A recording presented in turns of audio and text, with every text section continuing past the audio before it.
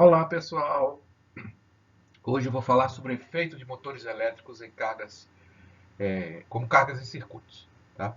Aqui eu optei por usar o motor universal para descrever o efeito para simplificar o problema. Se eu tivesse usado o motor DC, não faria sentido falar em reatância ou impedância. E se eu fosse para motores mais realistas, teria que lidar com sistemas trifásicos. Já o motor universal, ele captura bem o espírito da questão. E o resultado é que, em estado permanente, o motor se comporta como uma carga. Uma carga meio complicada, mas ainda assim uma carga. A representação tradicional do motor universal é mostrada aqui na figura e na primeira equação. Tá? No entanto, a representação toma uma forma um pouco diferente quando mostramos o acoplamento entre os sistemas elétrico e mecânico.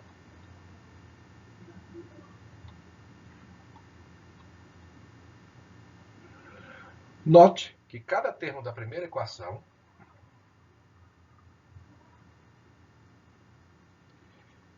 tem dimensão de tensão. E cada termo da segunda equação tem dimensão de torque. Essas equações são não lineares, mas podemos encontrar soluções desde que especifiquemos os termos.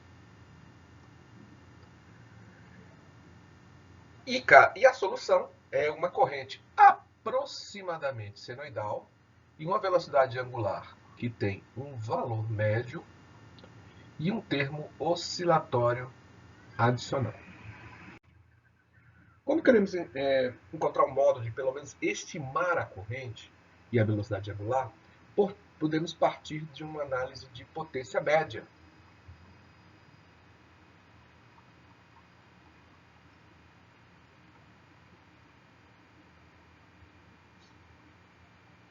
Que é conservação de potência.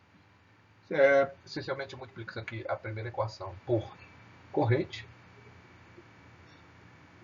já multiplicada aqui, tá? E aqui por velocidade angular. Né? Assim, chegamos a duas expressões de potência média, tá? Que vão permitir o cálculo aproximado.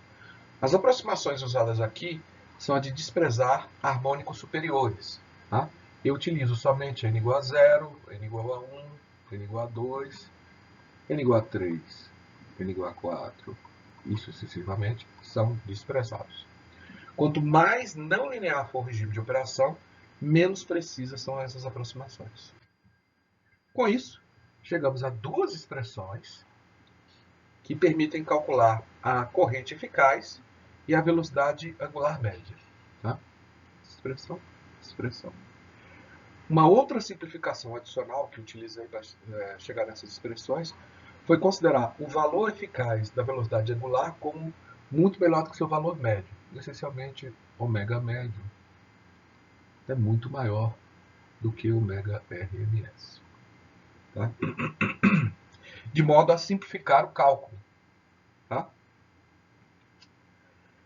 Comparando os resultados calculados com as equações diferenciais, vamos ver que chegamos aos valores próximos. Tá? Que são desse aqui.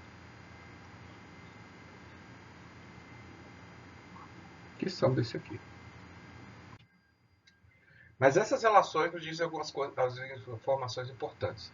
A primeira é que a nossa força que representa, a nossa fonte que representa uma força eletromotriz pode ser substituída por uma resistência equivalente. A força eletromotriz pode ser substituída por uma resistência equivalente. Tá? Para o estudo do regime permanente.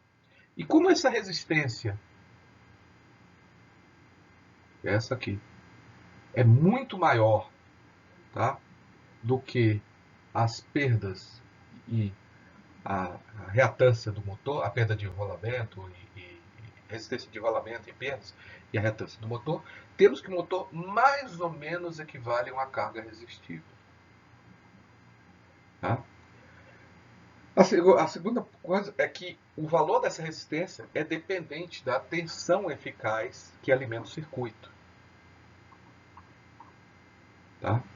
Sendo que para tensões maiores, teremos resistências maiores. Bem, é isso aí, pessoal.